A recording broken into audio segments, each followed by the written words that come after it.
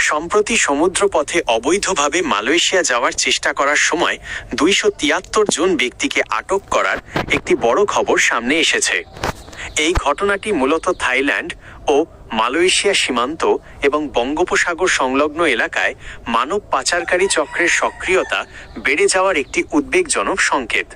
ঘটনার প্রধান দিকগুলো নিচে তুলে ধরা হলো। ঘটনার বিস্তারিত। আটককৃতদের পরিচয়। আটককৃতদের মধ্যে বড় একটি অংশই বাংলাদেশি এবং রোহিঙ্গা নাগরিক বলে প্রাথমিকভাবে জানা গেছে। তারা ছোট নৌকায় করে অত্যন্ত ঝুঁকিপূর্ণভাবে মালয়েশিয়ার উদ্দেশ্যে রওনা হয়েছিলেন। আটকের স্থান।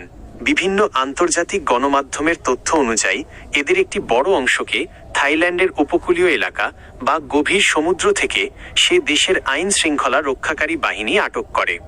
দালাল চক্রের ভূমিকা। পাচারকারীরা মালয়েশিয়ায় ভালো কাজের লোভ দেখিয়ে জনপ্রতি 2 থেকে 4 লাখ টাকা হাতিয়ে নিয়ে তাদের এই মরণযাত্রায় ঠেলে দিয়েছিল। 2. বর্তমান পরিস্থিতি ও ঝুঁকি। কঠোর সীমান্ত পাহারা। মালয়েশিয়া এবং থাইল্যান্ড সরকার বর্তমানে তাদের সমুদ্র সীমায় কঠোর নজরদারি চালাচ্ছে।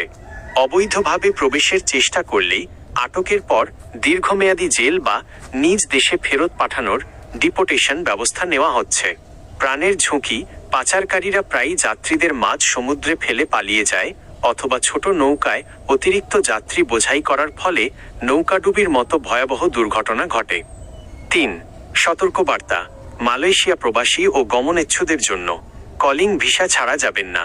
মালয়েশিয়া সরকার বর্তমানে নির্দিষ্ট সেক্টরে কর্মী নিয়োগের জন্য কলিং ভিসা প্রক্রিয়া অনুসরণ করে। এটি ছাড়া অন্য কোনো উপায় যেমন ভিজিট ভিসা বা সমুদ্রপথ কাজে যাওয়ার সুযোগ নেই। ভুয়া লিঙ্কে ক্লিক করবেন না। ইন্টারনেটে সহজ উপায় মালয়েশিয়া যাওয়ার সুযোগ এমন বিজ্ঞাপনে কান দেবেন না। সরকারি মাধ্যম ব্যবহার করুন। জনশক্তি কর্মসংস্থান ও প্রশিক্ষণ ব্যুরো BMET এবং অনুমোদিত রিক্রুটিং এজেন্সির মাধ্যমে তথ্য যাচাই করুন। মনে রাখবেন, অবৈধ পথে যাত্রা মানে নিজের জীবন এবং পরিবারের ভবিষ্যৎ অনিশ্চয়তায় ঠেলে দেওয়া। বৈধ পথে যাওয়ার জন্য প্রয়োজনীয় দক্ষতা অর্জন করুন এবং সরকারি প্রক্রিয়ার সাহায্য নিন।